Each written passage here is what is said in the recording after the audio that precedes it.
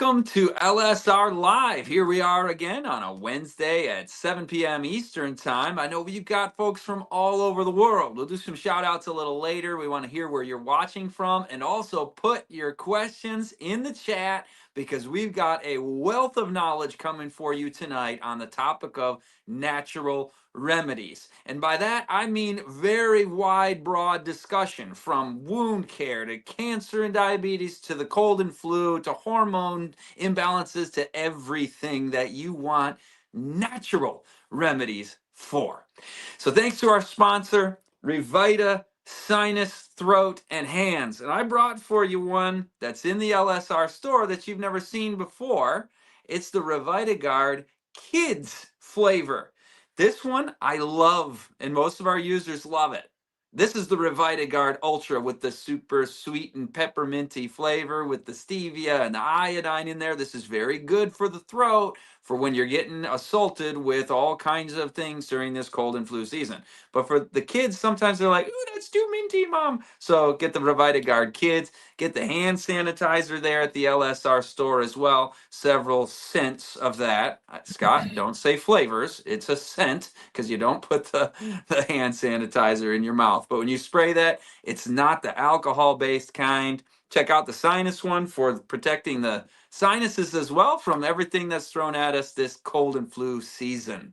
LSR Store, thank you for being our sponsor. We're going to bring up shortly our guest tonight, who is Walt Cross, who's got a wealth of experience and knowledge for decades in helping people with helping people with their ailments, with their problems, the natural way. We want to see natural remedies, and we're also just going to see what is the difference between conventional allopathic medicine versus the approach that I know this audience has come to know and love through Barbara O'Neill and other teachers that teach on the natural approach. So I want to invite everybody to be a part of this, and our guest Walt Cross as our natural remedies extraordinaire tonight. And Walt, can I just start you off with that big picture question of a philosophical approach to human physiology and disease treatment and prevention, allopathic versus natural? What's your take on that, and what drew you to this as your profession? Well, my background was in allopathic healthcare in administration for 20 years. And the allopathic model, many times we're looking at addressing signs and symptoms. We're looking at masking and managing, and we just didn't get to root cause. And it's a system by which a lot of times it just keeps coming back. But I found through lifestyle health, we can look at the root cause and we can nip it in the bud many times. Yes, there's times we're not able to, but a lot of times we're able to correct that problem, and then you don't have that disease anymore, like diabetes.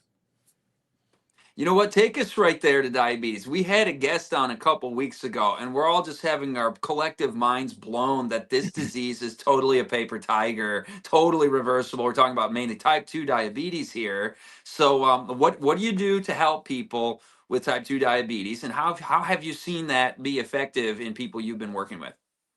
Well, I know when I worked in regular healthcare, we only we treated it through pharmaceuticals.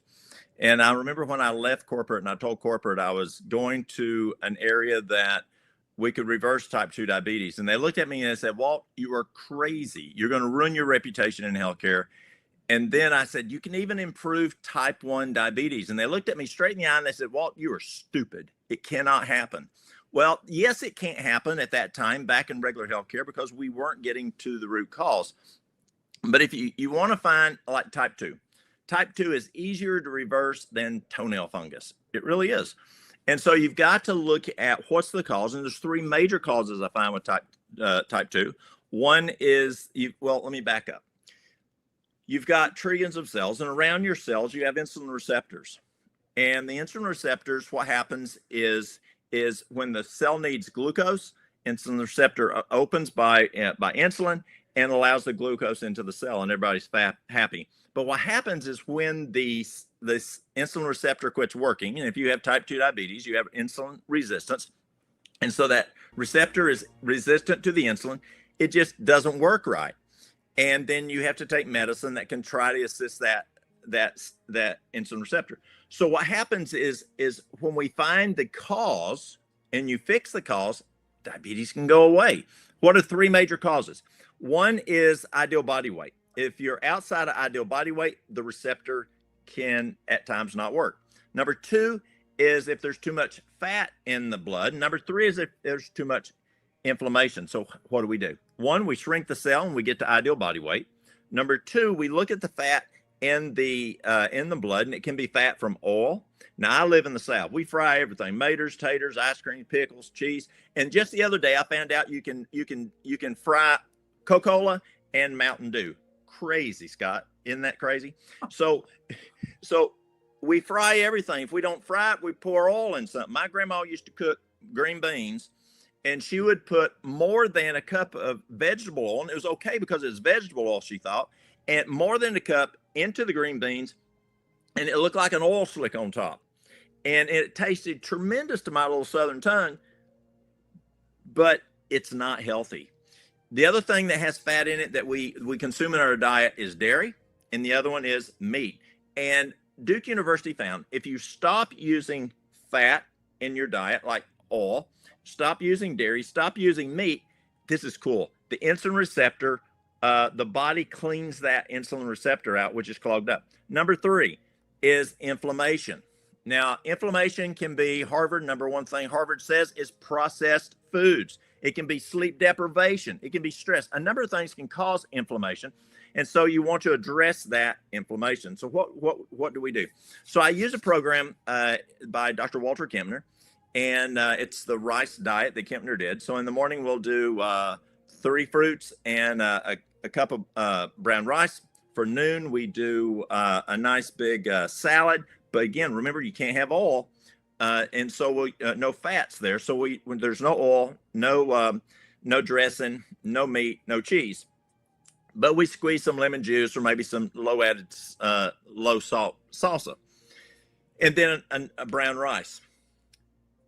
And that's for breakfast, and that's the noon meal. But nothing for supper. See, that's the way you reverse type 2 diabetes, is you don't do supper. You want to break fast, which is breakfast to supper. You want to break fast from the noon meal to breakfast.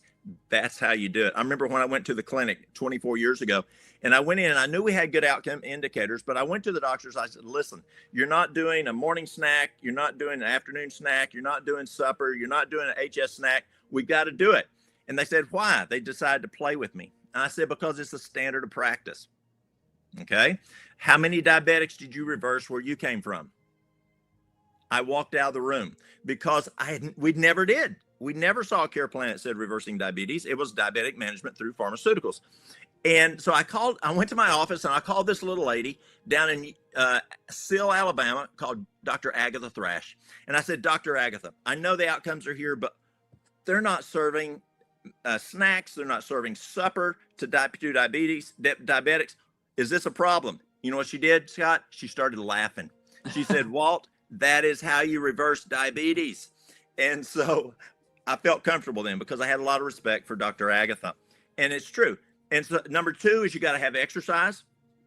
And Kempner found we need to walk 4 times a day. Loma Linda found a 20-minute power walk lowers the blood sugar more than 1 shot of insulin. Isn't that cool? A 20-minute power walk lowers the blood sugar more than 1 shot of insulin. Kempner at Duke found if we exercise 4 times a day, it's much more effective. Drink adequate water, go to bed by 9 o'clock.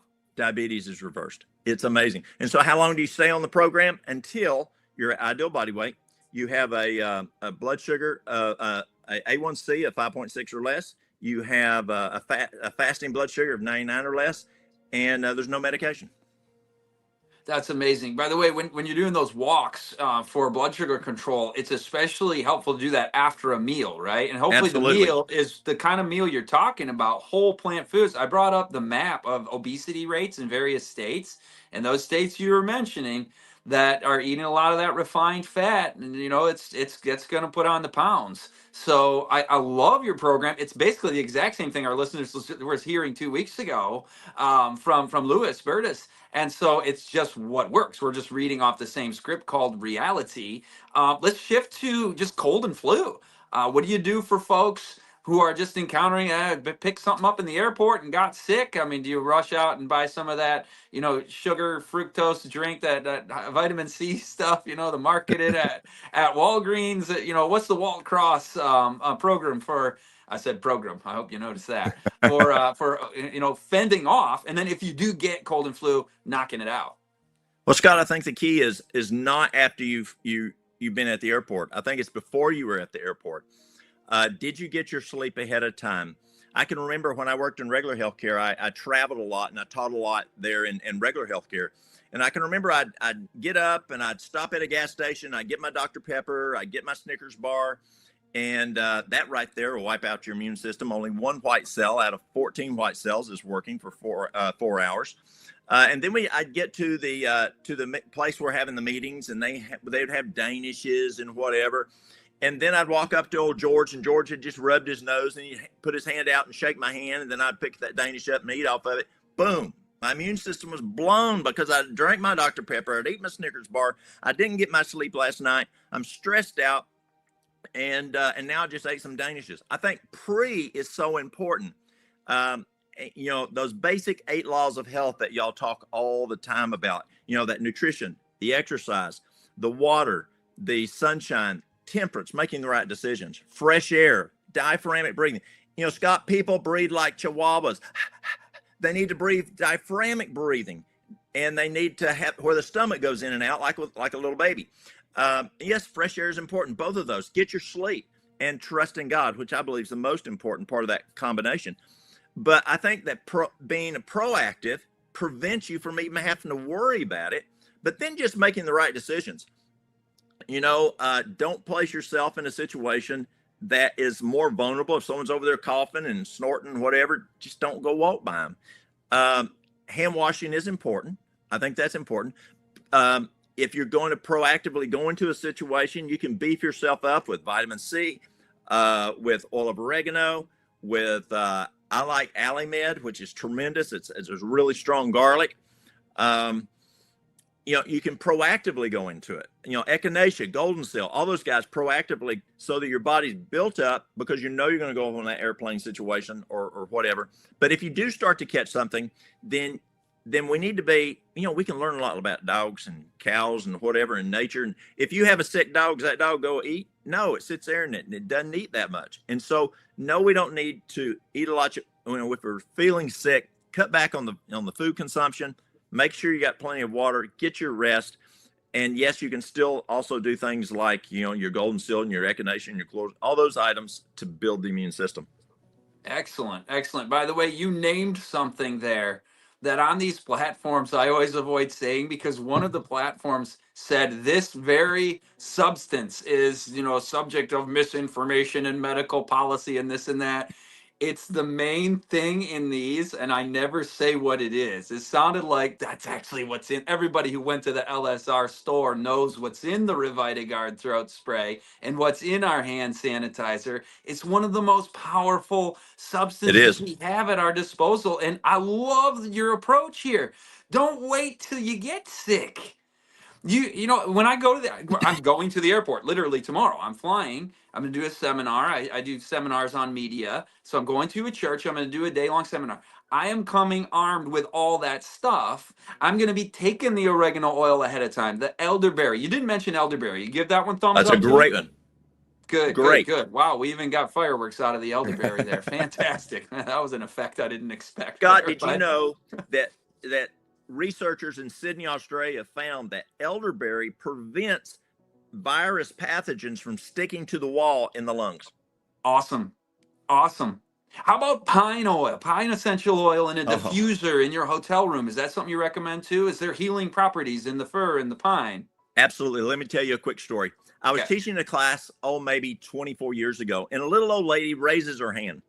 And I said, "Yes, ma'am." And listen to the old folks. They got a lot of information. And I said, yes, ma'am. She says, let me tell you how to use the pine sap, the pine oil, whatever.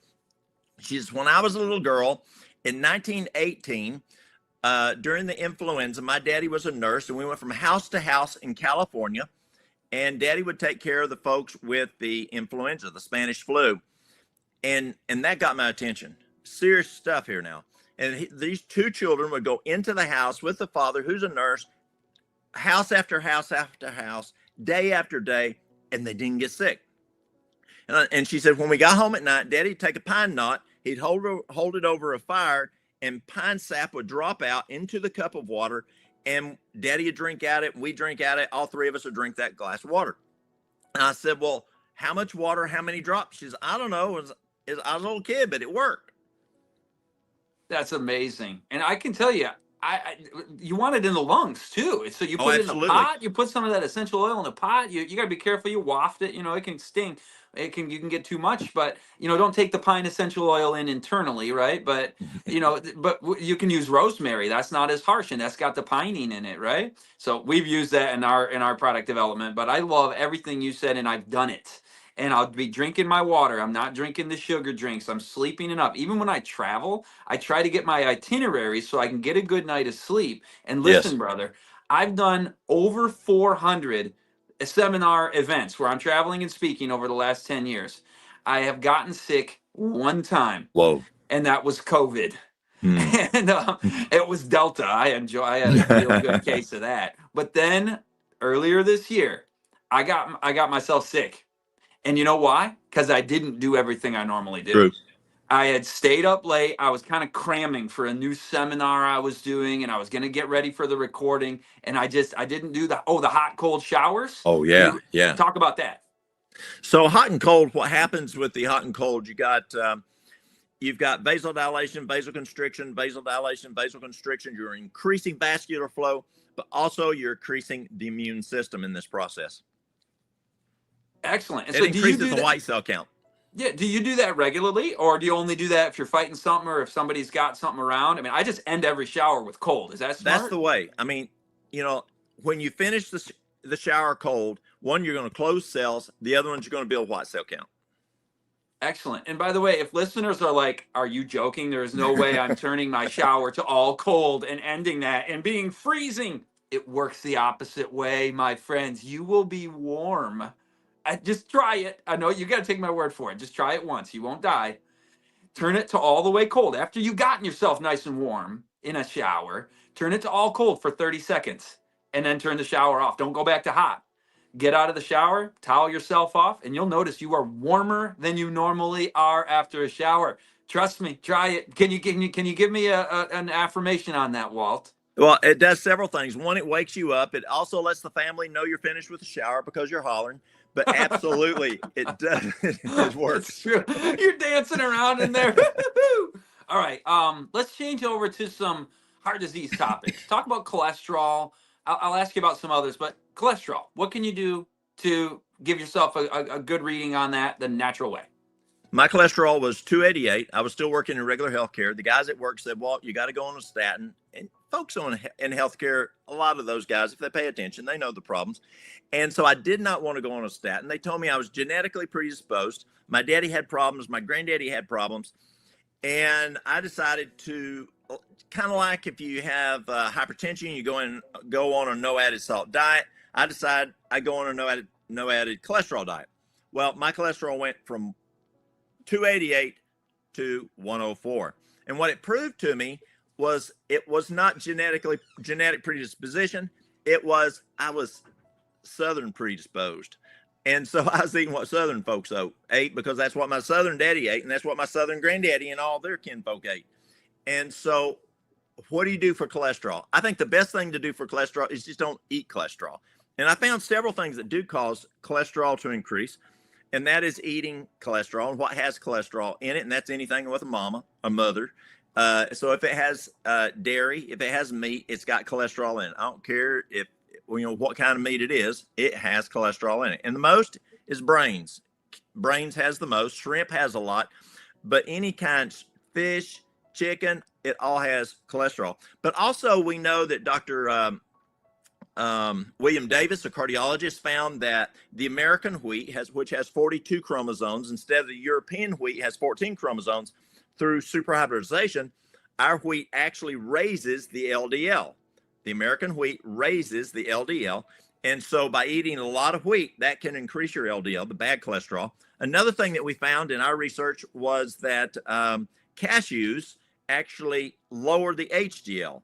And when we stop serving our patients cashews, because a lot of times in lifestyle, you do a lot of cashew stuff because you're instead of using the dairy, and so you're doing cashew butter, cashew cheese, cashew gravy, cashew, whatever, loaf, whatever.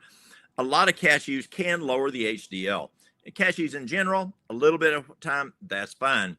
So if you stop the dairy, stop the meat, choose something other than the American wheat, and then be careful with your cashews. I find the cholesterol goes and drops very rapidly with people. A lot of fiber helps with cholesterol. Also, there's bergamot's good. It will lower it. Garlic lowers it, and so that's what we use. Excellent. When it comes to the nuts, the cashews and the other nuts, you don't need a lot, right? In order to get the cognitive and heart health benefits, it's like a handful, right? Like a palmful. Yes. The whole day. Yes. We find that for cardiac health, if we would do just a little serving, it doesn't take a lot. In your best nuts, you want a PS ratio below 2.0, it's things like walnuts, almonds, pecans. Those are your good nuts. Great. Now, while we're on the heart health topic, talk to us about triglycerides. So triglycerides, there's several things that can cause triglycerides: stress, sugar, oil, and meat. And when we cut back on that, and I like using that same diet out of Duke University, where we use that. Dr. Kempner's diet is an excellent program. I know John McDougall said it was the best cardiac diet in the world. We use it when I go to Africa and I teach in Africa. We have significant improvements when we use it over there. And again, that's for breakfast is 3 servings of fruit, 1 cup of brown rice. For the noon meal is a nice big old salad, but no dressing, no oil, no dressing. No cheese, no meat, and another big cup of brown rice. And from a cardiac standpoint, the brown rice has bran, like wheat bran. Well, brown rice has bran. And so the brown rice bran actually helps the cardiac function. And if you have to do supper, then I would repeat breakfast. Yeah, especially that fruit, right? A light supper. And what I'm hearing from a lot of your dietary perspective is, again, a repetition from what I'm hearing all over the place from specialists, and that is the food containing the fiber. It's like the one word, the easy man's description, the simple-minded man's description for the healthiest possible diet is like maximize your fiber and your colors and your variety of fruits, vegetables, nuts, grains, legumes, and especially good quality grains like you're talking about. Would that be the same thing with congestive heart failure, where we're on the heart topic? Is it mainly this dietary change that you're discussing? So for CHF, what we're looking at is the same diet, the same exercise aspect, getting that water, getting the bed on time, but also you want to take a look at hawthorn berry. You want to look at CoQ10. Usually with CHF, you have issues in the lungs with fluid. You have issues with edema in the legs. And the best thing I found there is dandelion leaf and L-carnosine. Okay. Well, you've given us a number. I'm wondering if people want to write those down, because you just threw out a bunch there. Could you say them one more time for our listeners? Absolutely. So hawthorn berry, remember hawthorn berry has a half-life of 4 hours. So you want to use that 4 times a day. CoQ10, you want to do that 4 times a day. The dandelion leaf, you want to do that 4 times a day. And then the R-carnitine just once. Excellent. And while we're thinking about cholesterol, triglycerides, and congestive heart failure, I want to go back to the cholesterol, because the next question I'm going to ask you, I've heard, and I want your opinion on this, I've heard that this not only helps with upset stomach, and everybody's got to have this in their cupboard for when mommy, my tummy feels bad, or you ate something and what that just didn't settle in your stomach right. Yeah, Jeremy's already on the ball there with the QR code. Yeah, charcoal. That is hugely important to have in your cupboard. And does it also help with cholesterol? It Or is does. that it does?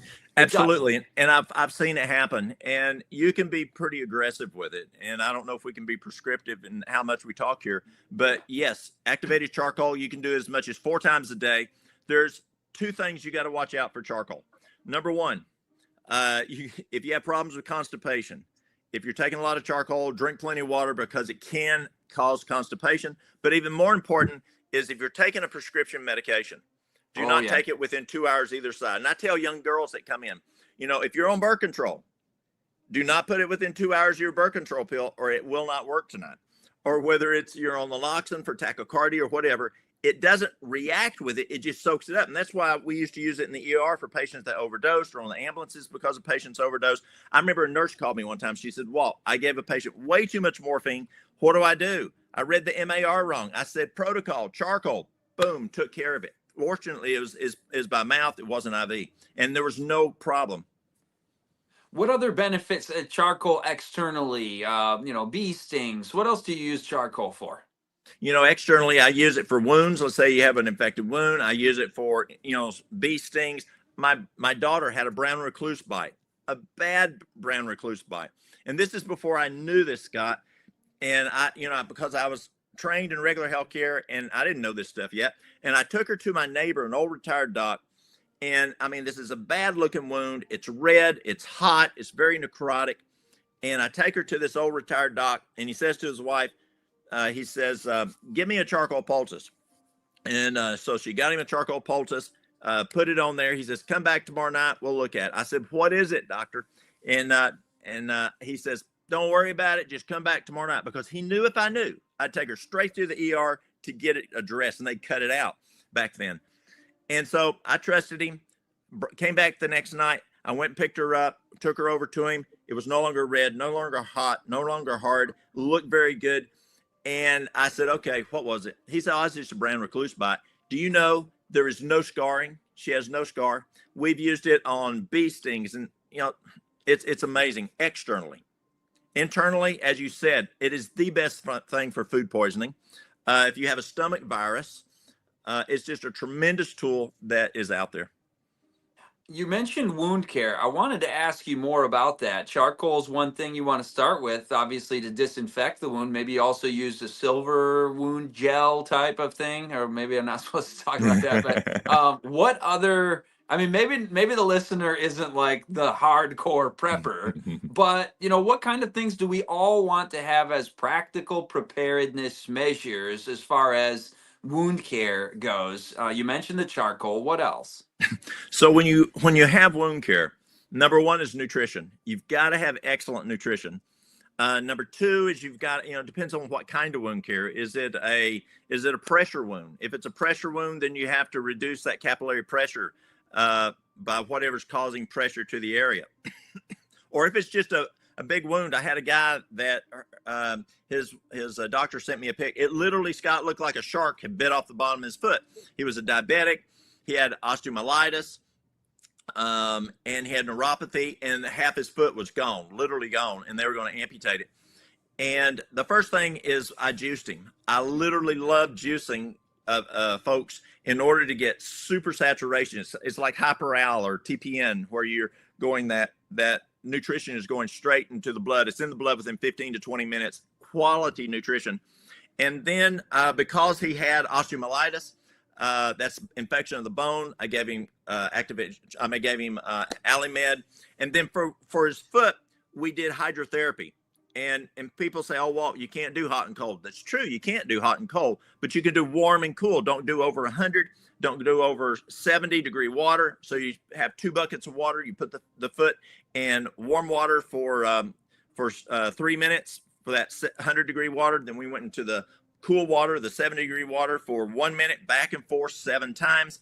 Then we went and sprayed AlliMed on there. AlliMed, it takes 24 cloves of garlic to make 1 drop of this stuff. It's amazing, super, super powerful. And because of the osteomyelitis, any infection, then I make a salve, a wound salve. And in the wound salve, I'll put, this sounds familiar, Christmas time coming. It's got frankincense, myrrh, golden seal. Golden seal is great for infections. You can put pine sap, as we talked about the pine. You can put bee propolis and aloe vera. I love aloe vera for wound care. And then again, because he had an infected wound, I put a charcoal poultice on it, and we did that twice a day. And in 30 days, Scott, that foot had totally filled out, and we were ready for a skin graft. And the osteomyelitis was gone. And his diabetes, we had his diabetes controlled because we were addressing that nutrition aspect. That's amazing. I'm sure folks are going to want to archive this and, timestamp that right there, because you may find yourself in a situation where you're like, what do I do? Or take notes, put it on, in your medicine cabinet with the notes of what to do. And, you know what? Jeremy put up the wild yam cream. That reminds me of a question I had coming up. It's the next question. Women with hormone imbalances, infertility, bleeding issues. I mean, we can take those one at a time, but just, start with the hormones. How do you help women with challenges in their hormone disruptions? Women, when I first came back to East Tennessee 24 years ago, probably the top two things I dealt with was stress and women's hormones. And we see a lot of female hormone issues here, and a lot can be because of stress.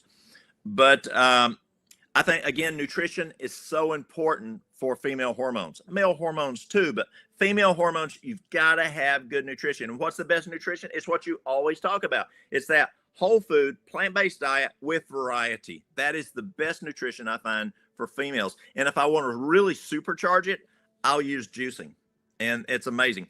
But we use wild yam cream, and wild yam cream stabilizes progesterone. And when you stabilize progesterone, you stabilize estrogen and you stabilize testosterone. And it works super, super well. And I've been using wild yam cream now for 24 years. The other is, many times stress blows the adrenals. When the adrenals are blown, we have issues with hormones. And so I use something called nettle. Nettle is the most nutritious herb in North America. Scott, I remember I had this lady come in one time. They own this huge dude ranch where they drive cattle and whatever. And her husband comes in with cowboy boots and spurs and cowboy hat. And the wife came in, and she's dressed like a cowgirl. And she came in one day and she said, "Walt, I need some nettle." And I said, "I think I'm out." And I said, "Let me check." So I looked and I said, "No, I'm plumb out." And she says, "You better get that stuff in fast." She says, "If you don't, we're going to make national news." I said, "What are you talking about?" She says, "As many women as you and Mary Lou have on on the nettle for women's hormones, we're going to make national news because we ain't going to be doing too good." And so nettles are tremendous. And then the other thing I use is flaxseed. I'll do flaxseed twice a day, and flaxseed has some great phytoestrogens in it, and it works quite well. Excellent. And you ground flaxseed? You grind it in a coffee grinder? Or? Yes, good question. You do not want to buy ground flaxseed. You want to grind it yourself because you got to eat it within 15 minutes. So grind it because it oxidizes very rapidly. Yes, excellent. And by the way, thank you, Jeremy, for reminding that. Walt's got an excellent website, excellent web store with a lot of the resources he's talking about. And so use that QR code to check out Walt Cross's resources. Also, Jeremy, could you bring up the LSR one again? Because he just mentioned the flaxseed, which we've got. I want folks to always have flaxseed. That is such a critical ingredient to your diet. It's one of the most important. It's got the omega-3 fatty acids, right, and it's useful for women's hormone balancing. That's amazing.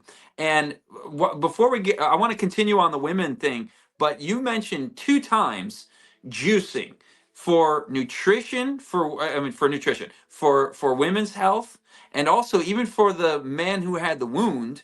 Tell us what else juicing is good for. I mean, nutrition, but what specifically is it helping with? And then also tell us your preferred recipe, your juicing formula that gives people the best nutrition punch. Well, when I look at working with people, I look at kind of like restoring a vehicle. Let's say, Scott, you're going down the road. It's Sunday afternoon, you and the wife and the kids, and you're going down the road, and an old country road, and you see an old 57 Chevy sitting out there in the field, and you back up and you drive up to the house, and you say, "Ma'am, what are you doing with that old car out there?" And she said, "Honey, if you want it, you can have it." And you say, "Oh, okay." And you call up your buddy with the rollback, and he comes and he gets it. that 1957 Chevy is going to have to be restored.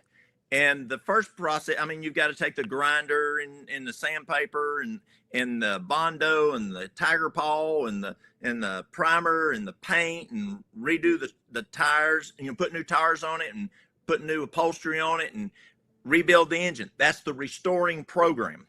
And so I find that the same is true when I work with people. You've got to restore them. And then once that car is finished, you don't take a grinder to it anymore. You're in the maintenance phase where you're just rotating the tires and putting oil in it and gas in it and that kind of thing. And then I have a different program for just maintenance.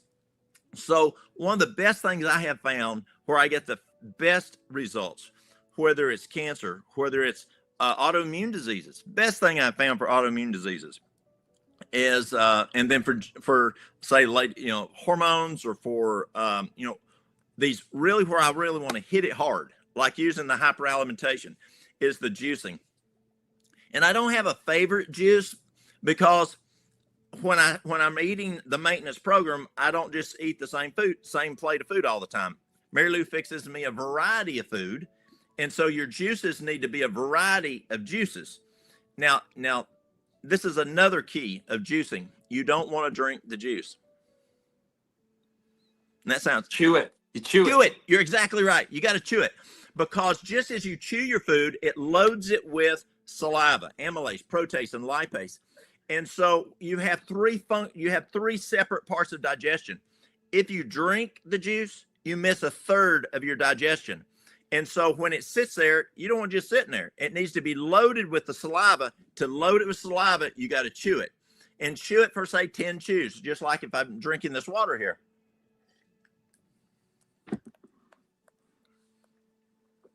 Chew it for about 10 times.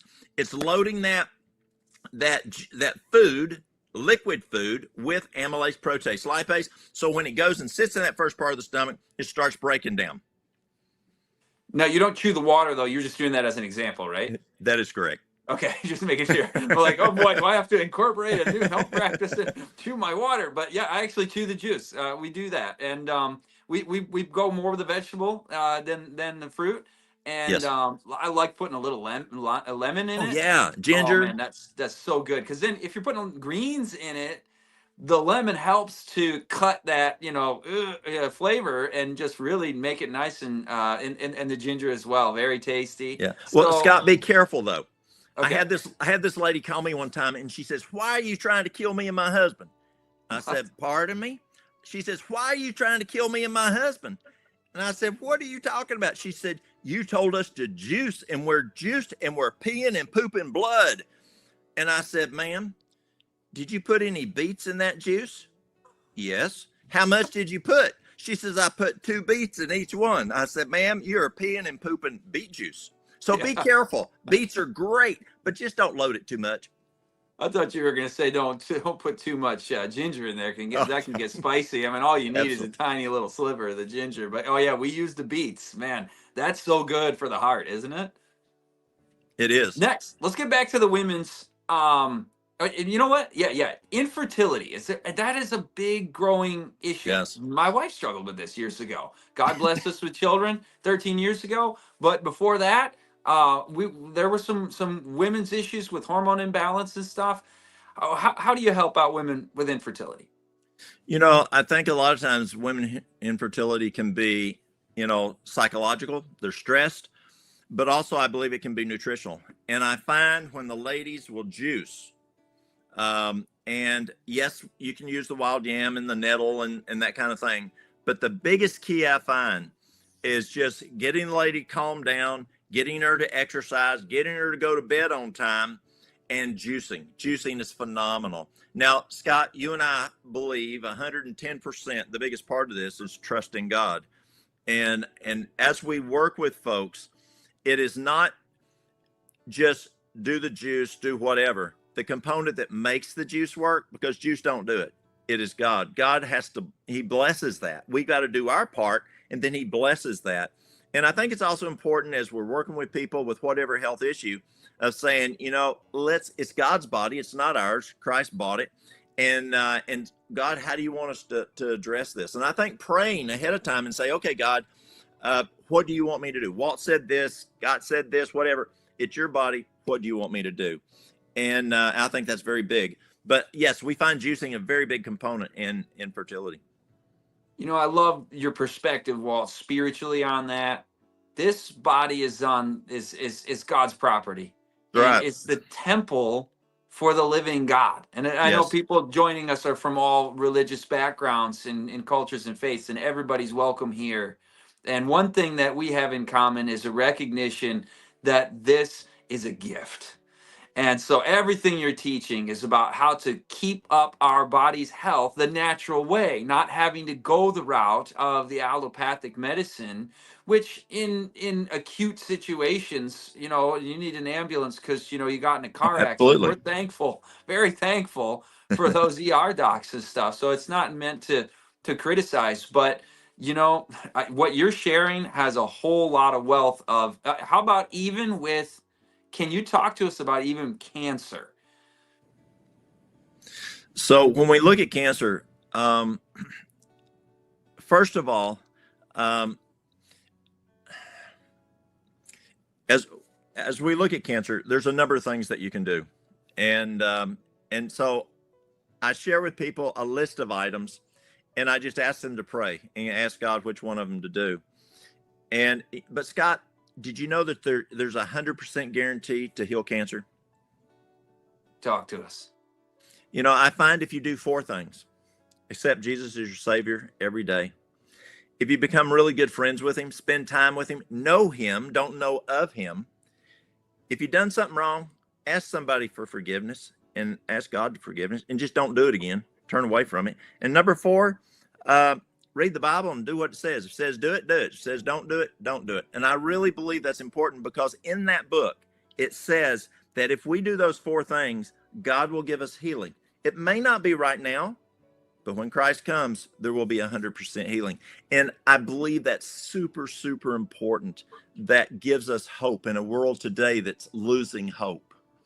But yes, there's some things we can do. Pause Again, right there. Well, yes. I want you to give some natural remedies on cancer, but I want that what you just said to sink in with the gravity of what it is. And you know, I hold in my hands the word of God. I want anybody listening to this who's wondering about this faith, that faith, what, you know, what am I to believe? Is this, you know, some religious people with some agenda? I want you to just study the word of God for yourself. Don't take anybody's word for Amen. it. Not a preacher, not another human being, only God's word for it. And if you send me an email, I want to personally send you a link to a Bible study where you can look at these things for yourself, evaluate them, pray about them. Maybe you already are a Christian or you believe in God and you want to learn more. Please email me, because we're here always to talk about physical health. But the most important thing to us and anybody who thinks eternally about things is our spiritual health. And that helps our physical health, doesn't it? Amen. So my email address is just my first and last name at gmail.com. I want to just invite anybody to send me an email and say, hey, could you please send me the Bible study link? Just Scott Ritsema at gmail.com. And I'd be delighted to dialogue with you over email. Just send you the link and you watch it and study and move along and see where the Lord takes you on that. But Walt, I interrupted you. You wanted to give us some practical tips on the cancer front. Absolutely. And thank you there, because I believe that's the most important. One is look at your vitamin D level. It's not how much you take, because I had a lady come in one time. She's Caucasian. She does landscaping. She takes 5,000 IUs a day, and her blood level was 12.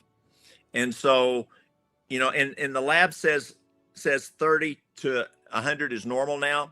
But you have neurologists that are saying just for psychological function or brain function, you need at least 60. But if you want to go to immune function, you need 80 to 100. So that vitamin D level is very important. Yes, magnesium makes if your magnesium's low, it can affect your vitamin D, your K2. There's a number of things that does affect vitamin D, but vitamin D is important for the immune function.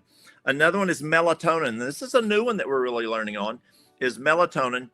And there's been over 4,000 published papers on this. And we're finding that melatonin is amazing in addressing cancer. with tremendous outcomes. And they're doing like 180 milligrams an hour of sleep. Or if it's metastasized, they're doing 60 to 120 milligrams 4 times a day.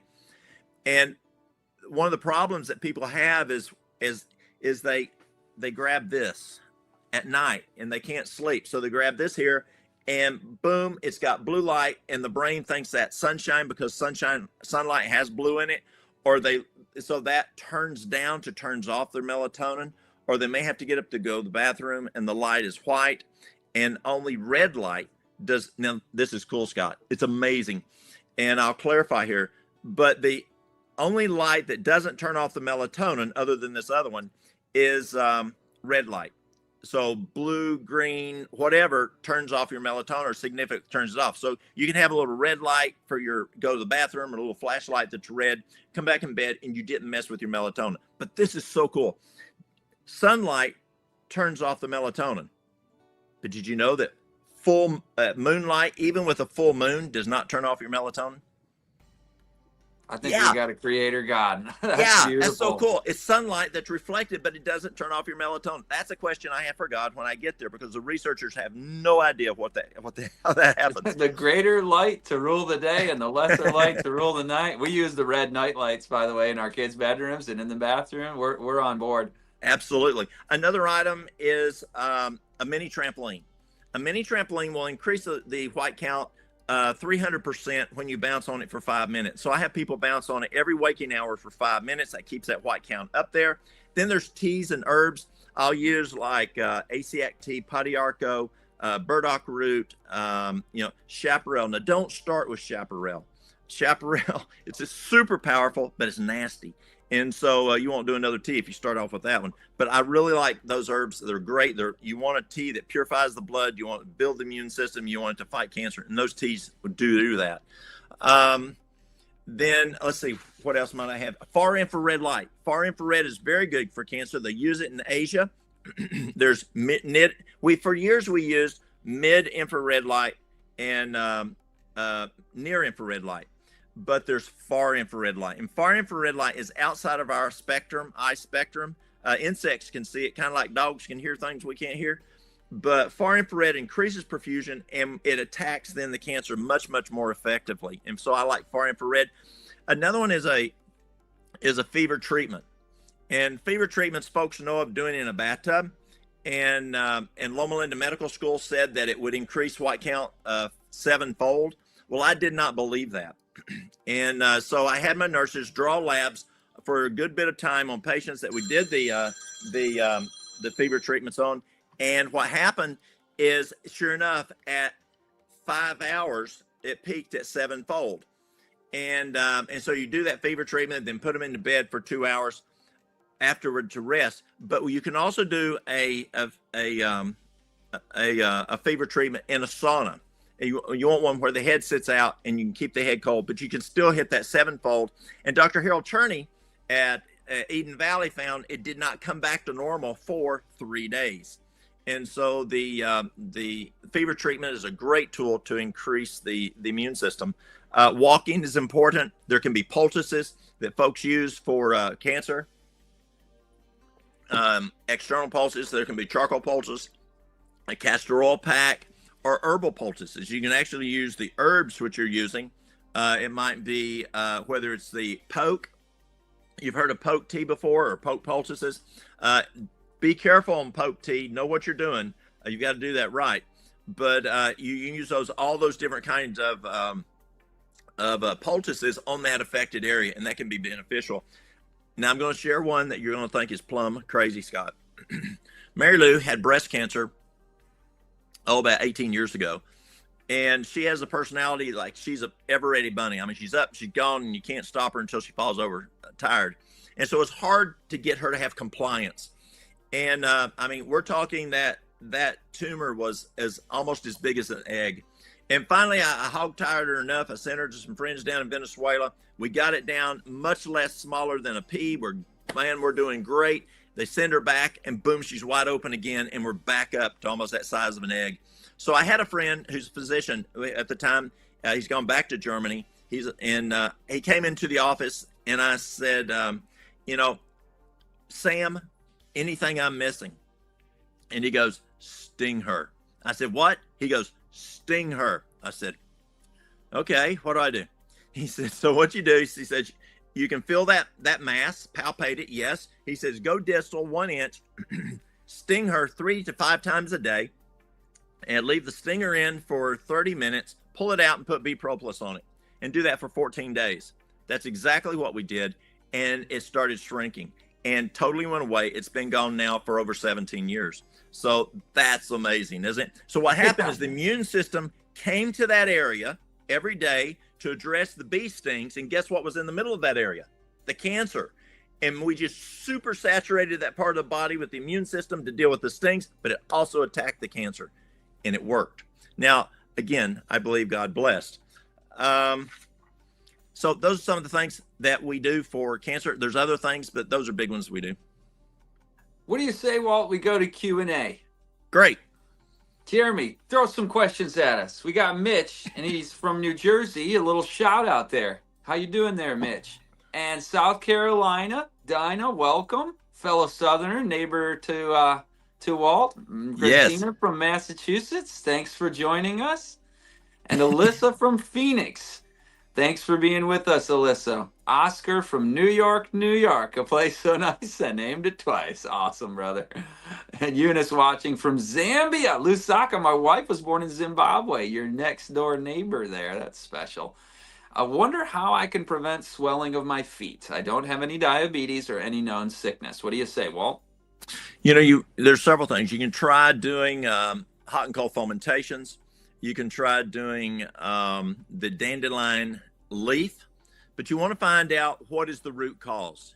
And you know how these new cars are, Scott, and not like the cars when I was a kid. You know, my daddy taught me to work and rebuild engines and stuff when I was a boy, and you could actually climb in almost to the engine compartment back then. And today you can't even stick hardly everything in there, and they got to put the battery under somewhere else because there's no room for it. And so if your car's not running right, you take it to the mechanic, and he puts it on a machine, and he does diagnostics, and it says your number one plug's not working. That mechanic does not need to change my plug. I know how to change plugs, and so I can do it. But sometimes I just need that diagnostics. So it is good to go to a doctor. He understands, assessing the patient. He understands what's going on. Get that diagnosis. Find out what it is. Then you can come back and take a look at it and see if that's something that you might be able to do natural. But that diagnosis can be very, very helpful. And I would encourage a diagnosis on why are those feet swelling, and then come back. And you don't want to just mask and manage with the hot and cold or with the dandelion leaf, because you're just going to have to keep doing it. Let's find out what the cause is and then get rid of the cause. Great answer. Claudia, listening from Costa Rica. Welcome, Claudia. And Frida from Arizona. Thank you for being with us tonight. Demore from Japan. Love it. Other side of the world. Man, what an awesome listening audience we have. This is Oscar. He's telling Claudia he lived in Costa Rica for 5 years. You have a beautiful country, Claudia. I've been there. Virginia, some beautiful country in Virginia as well. And thanks for joining us, Anne. Claudia asks, this is funny. You said diabetes is easier to treat than toenail fungus. I wanted to ask you, Walt, how do you treat the toenail fungus? And Claudia has asked it. Claudia, that's a tough one. And it's a very good question, Claudia. Number one, Dr. Harold Cherney found that it can be a deficiency in lactobacillus, which is a probiotic. And I know one of the courses I took in school in nutrition did talk about if lactobacillus is off, that it can affect toenail fungus. So get you a really good broad spectrum probiotic at least 50 strains, and that can be very beneficial. And 50 billion, or at least 10 strains, but I use 60 strains. Sometimes I'll use 100 strains, but at least say 10, 12 strains, and then at least 50 billion. You want that lactobacillus, that can help. The other is what I use is, let's say use tea tree in the morning, and then use, say, some olive oregano at night, or vice versa. Olive oregano, be careful. It gets a little hot. You may have to put something around the edge, but you do want it to get in, around. And then as that nail grows, you want to keep cutting that. One of the problems with nail fungus is it takes a while. It can take 6 to 12 months for it to work. And it's got to be, Scott, contiguous. Yeah. Just like those books behind you, they're contiguous. There's not a book pulled out. It's not, and it's every single one is right there. It's got to be every day, and people just give up on it, and you got to stick with it for that 6 to 12 months.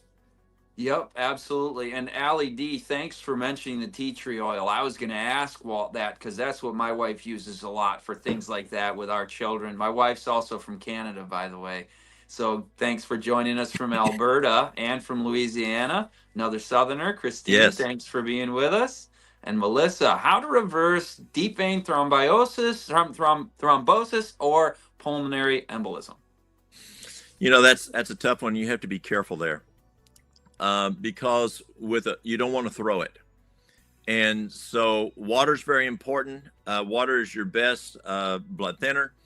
But you've got to be very careful with those because you don't want to throw it and then have a pulmonary embolism. You don't want to have a stroke. You don't want to have a heart attack. And so your diet is very important. You want to have a diet that, when I took nutrition classes from Cornell, Dr. T. Colin Campbell taught us the best way to address something like that is a diet that is whole food, plant-based with variety, and not just plant-based. Because did you know that Fruit Loops are plant-based? Or even, did you know that Oreos are plant-based? French fries. Yeah, it's got to be whole food, plant-based, but again, very important. And Harvard talks about this a lot. It's got to be whole food. And Dr. Campbell and also Dr. Esselstyn at Cleveland Clinic found that whole food, plant-based diet is very good to help slowly start to address this issue. And the diet is very important. And yes, there's things like nattokinase. There's things like garlic. There's things like Concord grape juice. But also be careful, as you know, you want to be careful not to do, massages and things like that. Be careful of those legs. But that's what I understand. You want to be careful. And that diet is so important there. Yeah. Any more questions coming up, Jeremy? We got a good bunch of questions. That one we just handled. By the way, you studied under Campbell. Did I hear that right? Yeah, That's I had classes. Campbell was great. You want me to tell you this is cool. You want me to tell you us the Campbell story? Yeah, I'll tell you a Campbell story. So Campbell grew up and he was born up north, but as a young boy came to Southwest Virginia. Lived on a dairy farm, beef cattle, and grew up there. And then, got to Cornell. He's over the department there. And he had a personal hypothesis that we needed more dairy, we needed more meat. And so he starts into this study called the China study, the most comprehensive nutrition study ever done. He also brought in some really good, book number keepers. And I forgot what that's called. But anyway, so he found out it wasn't what his hypothesis was. And the more they did it, the more he found out, no, he was wrong. So what does he do? I mean, does he play with the numbers? You took statistics. I took statistics. Play with the numbers. But here's what's cool. Here's what he told us. He could hear in his mind his daddy telling him when he was a little boy back on that little farm in Virginia, Colin, never lie. This is what he told us in class. Colin, never lie. And That's that beautiful. there is what then did it. I'm sorry, y'all. And what happened was he told the story. He told the truth. And he then, we now have the China study because of that. Because what his daddy told him when he was a little bitty boy, Colin, never lie. That's a beautiful story. Ray asks, is coconut oil good for inflammation? Ray, that's a tough one for me because we were so brainwashed that coconut oil was bad for you. It's hard for me to say yes, but I have to say yes because proof's in the pudding. Back 25 years ago, we started really looking at coconut oil. It's a medium chain, and we find that it actually can benefit. Alzheimer's and other issues can benefit with coconut oil. Excellent. Alzheimer's is a inflammation-related condition? Yes. Yeah, gotcha. Seeker of truth. Walt, I remember hearing your wife has COPD or some kind of lung condition in one of your videos. How do you manage it? Have you seen an improvement in her condition? Her lung issue is because of when she was a young girl, she had leukemia. For a year and a half, she was on medications. That caused her heart to go into heart failure 4 years ago. She had an ejection fraction of 10/15, and we're bringing that back up. But it also caused problems with her lungs.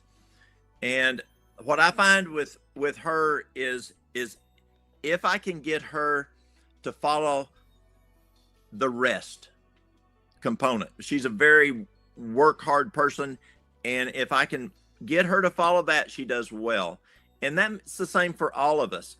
We've got to follow those 8 laws of health. And when we break just one of them, it can cause problems. And it's hard for us to expect change if we don't change them. Yeah, you got that right. Georgia, no, we got a lot of Southerners represented today. That's a good thing. They can Welcome. understand me. Yeah. Yes. If folks wondered what he meant when he said oil, we call that in the North oil. I'm sure you picked it up eventually, but Northeast Florida, boy, yeah, praying for safety to all of those just south of you, down across Tampa, Sarasota, Bradenton area. That's coming hard. I don't eat after dark. 2 20-minute power walks times 4. Linda's doing what you say. Yes. What are you eating? I missed it. Okay, she wants you to go back to the brown rice and your diabetes reversal and your heart disease. We don't call it a treatment. We're not treating, diagnosing, or curing anything. Of course, there's the obligatory disclaimer. But could you go over that for Linda again? Absolutely, Linda. We also find that very good for renal failure, also for losing weight. It's a tremendous program that Dr. Kempner, he was a MD, also a PhD, and I think it was biochemistry, a tremendous physician. And what it is for breakfast is 3 servings of fruit. A serving is each apple, orange, pear. If you have diabetes, let's say a banana causes your blood sugar to go crazy, or grapes causes your blood sugar to go crazy. Just wait a little while till you get to those guys until we get this thing reversed, and then we can start even going with those guys. But so 3 servings of fruit, that's each, or little stuff like strawberries, blueberries, raspberries, a half a cup, and then 1 cup of brown rice. For the noon meal is a nice big old vegetable salad, cucumbers, broccoli, cauliflower, that kind of thing. And then just don't put any dressing or oil or cheese or meat on there. And you can put some lemon juice, as they did at Cornell. Sometimes you got to negotiate with people, especially men. And so putting some nice salsa on there, it doesn't have a lot of sodium on there. And then if you do supper, just repeat breakfast if you need to. Or sometimes I tell folks, I find best if you don't do supper, but or just do a juice. Or if you say, Walt, I don't have a juicer, do a V8 juice, low sodium V8 juice. Yeah, that's great. I don't eat supper either. I'm with you on that. Choose Wisely says, how to cure. Now, I don't know what that is. Walt, that one's above my head. You're going to have to bail me out. I haven't found a good one for that one yet. Yes. All right. Well, stay tuned. We'll work on it. Please, please, please. I've been researching for days about I think we just answered that one. We did that one. Yeah, good. Thanks. Linda, Jesus healed the sick to perfect health in every cell. Amen. That's a beautiful Bible truth. Cold water, deep breathing. What do you have to say about that? Cold water, deep breathing. I'm not familiar with that. Well, those maybe are 2 separate things. People are doing these ice baths, getting the 40-degree water or whatever, and then also deep breathing as a separate exercise. 4-7-9 breathing or whatever. You can talk about those too. Okay, so cold water. If you finish your showers with cold water, and it's not good to drink cold water. That's kind of a little difficult on your stomach. Your stomach has to stop digestion if you're doing it with meals, or even at non-meal times. It's a little hard on the stomach to take cold water. It takes a lot of energy to warm it up. Room temperature water's a whole lot better. And deep breathing, absolutely. You want that. If you ever, let's say you played a trumpet. I played a trumpet years ago. If you want to hit that good high C, you've got to have diaphragmatic breathing. Or if you're a soprano and you want to hit that real good high note, you've got to have that good diaphragmatic breathing. And I remember we had a voice teacher. He would lay you down on the floor. He'd stick a book on your stomach and say, go back to the room and learn how to breathe where that book goes up and down. Yep, that's it. And you get the proper amount of oxygen that way. So Absolutely. you're not deprived of oxygen to the brain and to every cell. And also you're getting rid of the waste. So Yeah. one, you're Yeah. getting more oxygen in, the other is you're getting rid of the waste more Yeah. effectively. When you talk about waste, I think a lot of people miss out on the fact that what comes out of your lungs is waste. And Right. so if we're breathing our own waste, that's not healthy, is it? No, I mean, not at there are all. contexts where you need to do that, I guess. But what helps with migraines? You know, migraines can be a number of issues.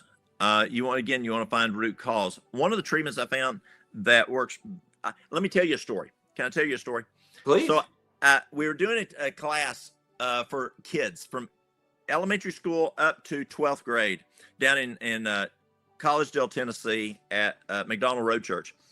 And so it started on Sunday, Monday, Tuesday, Wednesday. Thursday morning, this lady comes in, and we're teaching these kids hydrotherapy, herbs, and different things.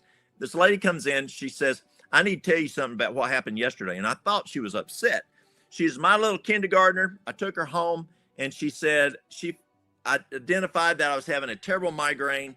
And she takes me into the kitchen, sets me down in the chair. She goes and gets two buckets, one of hot water, one with ice water, 2 washcloths, and she sits down and she prays that God will bless this treatment. She then sets my feet down in the hot water. She takes these 2 washcloths, puts one on my forehead, one on my back, and she keeps changing that out. And she says, my migraine went away. And it works. It works tremendously. Now, not that you can carry a chair around with you all the time. And so you want to try to figure out what the cause is. And the cause of migraines can be a variety of things. It can be because you have constipation. It can be because you're dehydrated. It can be because you need a neck alignment. I know someone that they get migraines a lot, and when they do, they go to the chiropractor. It gets migraines gone for weeks. It can be because your glasses. It could be that you need a new prescription for your glasses. It can be sinus issues. It's a lot of different things. Again, you want to get to that root cause to try to figure out what it is. And sometimes a physician can help you out more. Maybe an integrated physician can do that. Not someone just says, let me give you a pill.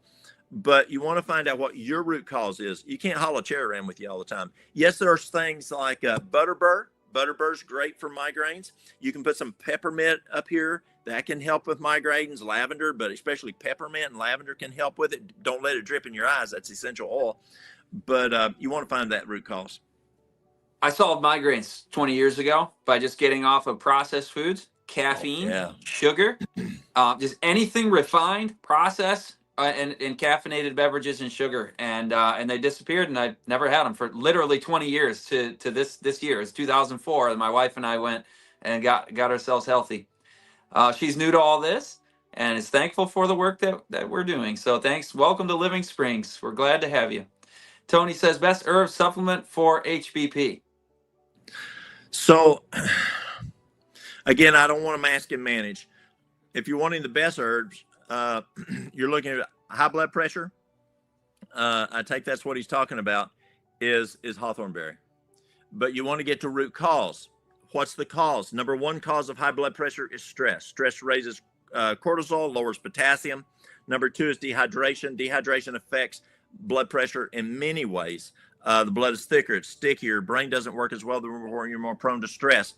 Your conductivity goes up, so electricity in the body. You don't urinate as much. There's a number of reasons that dehydration can cause it. Ideal body weight can cause high blood pressure. Sleep deprivation. The American Heart Association just June of last year, 2 years ago of 22 found that an eighth cause of cardiovascular disease is getting less than 7 hours of sleep 2 days a week. And they found that can cause hypertension. Just 2 days a week, less than 7 hours of sleep, now can be a major cause of hypertension. Kidney function. And kidneys are the switches that regulate blood pressure. And so if you have renal issues, and that's another reason dehydration is it affects the renal function. It can be too much sodium. And I don't find as much issues with like Celtic salt and Himalayan salt as I do the little girl with the umbrella. She's the one that will kill you.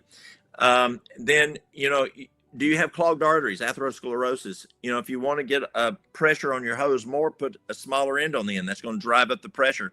If you have hardening of the arteries, arteriosclerosis, and the vessels don't go like this, they get stiff, then your internal pressure is going to be higher when that heart beats. And so that's going to drive up your blood pressure. The other is just cardiac issues. Excellent. Very comprehensive answer. What about charcoal for parasites? You know, I've never used charcoal for parasites, and it may work. I like black walnut and wormwood. It works extremely well. And again, it may work. I'm just unaware of it. Great. Got any tips for detoxing heavy metals, aluminum in particular? I don't know aluminum in particular, but I know that for heavy metals, the best thing I found is cilantro and chlorella. You can also do you can get let's say you get a hot shower. Then you get in a sauna for 18 minutes, and then you get in a hot shower and in with cold. Then you get back into the sauna for 12 minutes, get back into a hot shower, in with cold, get back into the sauna for 8 minutes, get back into the shower, and then in with cold. And that vasodilation, vasoconstriction, you can actually get rid and sweat out issues with some toxicities there. And we've seen heavy metals also reduce in that process. Excellent. Where do we buy all the pine sap? At the AlliMed, the garlic. I don't know. Jeremy, put any of those up if those are in the LSR store. Do you carry those ones, Walt, in your store? Okay, there you go. So Jeremy, put up Walt's store again, and or the QR code for his website. And I've got to get that AlliMed. I didn't know about that one. It's phenomenal. Let me tell you, well, maybe I can't hear. We have folks that come in with MRSA. It blows the doors off of any of the medication that we ever used. We send it to physicians from Australia to Africa. My son had Lyme disease, my youngest son. And it was for years he dealt with it. And finally, I found research on AlliMed dealing with Lyme's. He's now been 13 and a half years, no Lyme disease. Awesome. But it's phenomenal. The Allison is antibacterial, antiviral, antifungal, antiparasitic, and antimicrobial. And so it's an OTC, over the counter, that you don't have to have a prescription for, that knocks bacterial viruses. Just is phenomenal. Walt, what do you suggest for somebody with neck pain, with titanium rods in the neck? What can you mention to help? That's a tough one. That one there, you've got an anatomical issue here that is not fixable. But I have good news. You want some good news? We can get that fixed down the road. But we don't have to live. You don't have to deal with that forever. But there's a product I use. There's several things: wild lettuce, Jamaican dogwood, California poppy. Those three herbs are phenomenal. And I add skullcap to that. It's a great nervine to add to that. And I make a tea out of it and drink 1 cup every waking 2 hours. And it works quite well. You take a quart of water, bring it to a boil, turn it off, make it an infusion, put a cup of the wild lettuce or one of the others, or a combination, and make a cup of the herb, and make an infusion, let it sit there for at least 30 minutes overnight. And then you just drink 1 cup every waking 2 hours. If it works well, go to 3, just to least dosing. There's something called Curcumin, which is a tremendous tool you may have in your store by Terry Naturally. And it's very, very effective on pain. If it's more of a inflammation aspect, they have CureMed, and CureMed, you'd have to take like 500 capsules of turmeric to make it equal. Wow.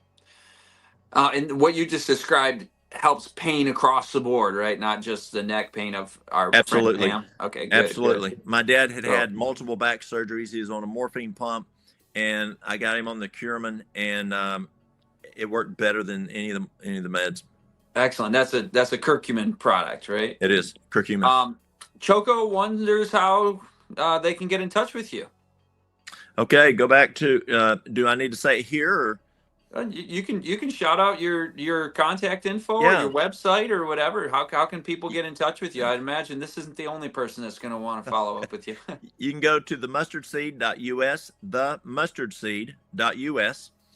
You can give us a call, 423-623-4091, and be patient. It's been kind of crazy lately. We're still in this issue of flooding. I'm the fire chief in the area that got hit really hard in our county. And so I'm kind of been pulled back and forth and working with that during the day. So I'm not always here, but you can give us a call or you can contact us on our website. Well, I want to thank you on behalf of humanity for serving in that capacity, in addition to helping people with their health, because there are so many needs right now and emergencies happening, and people with good hearts, with a godly impulse coming through to serve and help. I respect that and appreciate that. And to all our first responders, those who do it for a living, and those people who are giving their vacation time to go with their church and help out, just love you guys. And in fact, somebody from my team, from my Belt of Truth Ministries, which is what I also do in addition to hosting LSR Live, was literally just down there tromping through the mud, and it's a labor of love for sure. So yep, I think we covered that one, Jeremy. If you want to bring up any more questions. And oh yeah, kiwi fruit every day. That's great. That's great. We love fruit. We at LSR love our fruit, don't we? Mari says amen, probably to those comments just about those who are serving in service projects, and our prayers are with all those facing these difficult things. I've been following Barbara O'Neill and would love to know what juicing I could have in the morning for diabetes. I'm trying to determine to get off the tablets. You know what I'd recommend to Fiona is the Barbara O'Neill health detox course. It's the LSR detox course. It's a 7-day detox course featuring Barbara O'Neill and other speakers, and they will walk you through some good, the juicing, the detox, all the things, including the disclaimer I'm going to ask Walt to make right now. Somebody with diabetes, do you give them a unique, I want to say formula, a recipe for their juicing, daily regular juicing? Are you looking not too much fruit on that one? Go with the vegetable? Absolutely. We'll go with the vegetables. If they're diabetic, if we put any fruit in it, it'd be a Granny Smith apple. Good. We grow those. They're good. Randy loves this. We're so glad to have you and all of you guys who are sharing, and I like that we can dialogue. You do Q&A. Jeremy, are we getting close to wrapping up, or do you have any more questions? Blessings to everyone from Exponential Potential. I like that optimistic name. Connecticut, welcome, Tina. Awesome. And Las Vegas, welcome, Karen. Glad to have you here as well. Cleveland, Ohio, our friend Melissa from earlier. Welcome again. And Casey, Norman, North Carolina. I hope that's not Western North Carolina. Man, those people are suffering. They are. Tasmania, Australia. Bridget, welcome from the opposite side of the globe. Can castor oil be used to treat bladder ulcers? Any concerns there from Nathan? Absolutely, it can. And if you're looking at ulcers, cayenne pepper can be used for causing the cauterization there. Also, I like slippery elm. I like marshmallow root. Those are great tools. Aloe vera. Those are great tools to also use. Excellent. And gut issues too. Slippery elm. Absolutely. Yes. Yep. And aloe. Sunflower. Most doctors here in Australia don't know the cause of most issues, only how to mask it with medications. You're preaching Walt's message there, and I think Barbara would agree with you wholeheartedly on that. Oh, all right. Who's next? Jeremy? Frankie says, just diagnosed with colorectal cancer. Frankie, our hearts are with you, and you're going to make it through this. Walt, what do you say? Absolutely. Let's go back to the previous one just for a second, if you wouldn't mind, Jeremy. I want to talk with this person, with Walt, for a moment. When you look at this, many times people they spend all, let's say, Frankie, and I don't know how old you are, but let's say that you're 75 years old, And so as we look at the time here that, that we can possibly live, we may look at, 10, 15 years. And people put all of their eggs into that 10, 15 years. But as we talked about earlier, we have an opportunity for eternity. And so look at putting eggs in both baskets. I think that's important. Yes, look at working, seeing what you can do on the colorectal cancer now. But don't forget what we talked about earlier, eternity and perfect healing. And that is amazing. If you have any questions on that, check with Scott's what he offered before. It is amazing. And there's hope. There really is hope. From the standpoint of what you can do now, we talked about, I like juicing a lot, and things to address colorectal cancer, as we just talked just a moment ago, the marshmallow root, the slippery elm, the licorice root, the aloe vera, all are great. You can also do some things rectally, because that way the hydrochloric acid isn't breaking down. There's a very, very wise man, Dr. Kellogg, and he found that out, that many times the stomach acids will break things down, and he would use things like you can use the aloe vera as an enema, or some of the herbal teas as an enema. And we've done enemas for years. We used to. We don't see it as much now because it's kind of a messy thing. But those items I mentioned, the juicing, the exercise, things to build your immune system. And I think that's very important. The other is your mind. I find that, can I give you a simple recipe for the mind? Take a piece of paper. And on that piece of paper, because stress is huge, and Frankie, you need to look at stress right now. And write all your stressors down on a piece of paper. And then get another piece of paper and draw a T. On the top left, put controllables. On the right, put non-controllables, things that you can't control. And then on the left side, you're putting those things that you can. The right side, you can't. And then take that piece of paper and carefully tear it in half. Set the ones down that you can control, put them there. And the non-controllable ones, sit down and have a talk with God and give them to him. He loves you. He loves you more than you love your children or anyone else. And he wants to help you. Give those to him. Now, don't take them back. A lot of people have OCD on grabbing those back, but give them to him. And Satan's going to go, this is your problem. This is your problem. And I found this to be 100% guarantee, Frankie. It's amazing. When Satan does that, say, that's not mine. That's God's. Now go on. Go talk to him. And then you say, in Jesus' name, Satan, get thee behind me. I don't care if you say it for 20 minutes, 30 minutes. He will stop bothering you. He cannot get through that. I've never found anyone that did that he could continue bothering. And just give those to God, because there's never a thing you can do. Then the ones you can do something about, take his hand and work with those. And I think that's very important. Excellent. Fireman, doctor, preacher.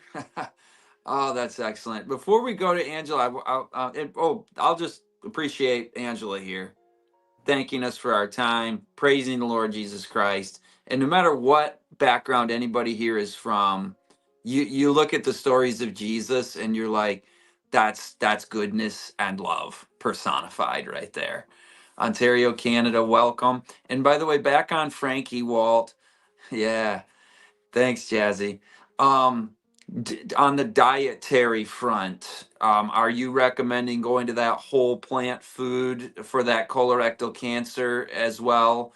Laying off the meat, dairy, eggs, oil, sugar, refined foods, going whole plant food for that? I would definitely, and I'd even be more specific. I'd go and look at the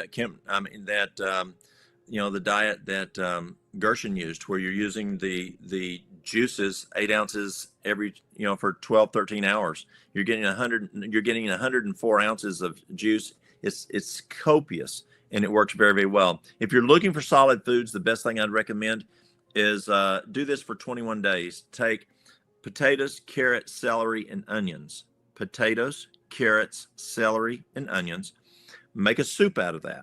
And you can have up to a quart each meal. But that there is amazing for going in and healing that colon and giving good phytochemicals to that colon. Excellent.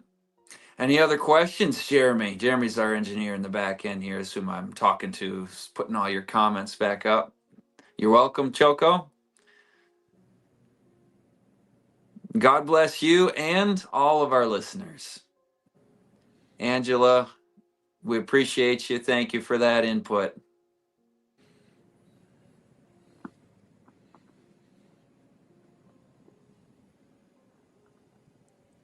Switzerland is the same. Okay. The same as something else we were talking about earlier. Were you talking about the South? That part? I don't know.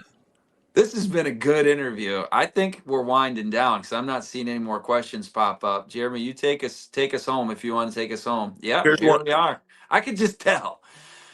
See you on our next live stream, everybody. Dr. Mark Sandoval. You know him, Walt? No, I think. He's a brother, isn't he? He's got New Paradigm Ministries. He's going to help you think about a lot of the mental battle. That thing about the paper tearing that, I liked that. He's going to talk about the law of life. What kind of thoughts and feelings and relational tips and tricks we can have to improve our physical, mental, relational, and spiritual health. That'll, of course, as always, be at 7 p.m. on Wednesday, 1 week from today. And Walt, I have really enjoyed this interview. I really enjoyed having you as a guest tonight. Thank you for the 1,000 factoids and tips that we got in under an hour and a half tonight. And thanks to our producer, Christian Digital Network. From likes to lives changed. Please scan that QR code. Subscribe to CDN on YouTube. And we'll see you all next time. I'm your host, Scott Ritsema with Living Springs Retreat.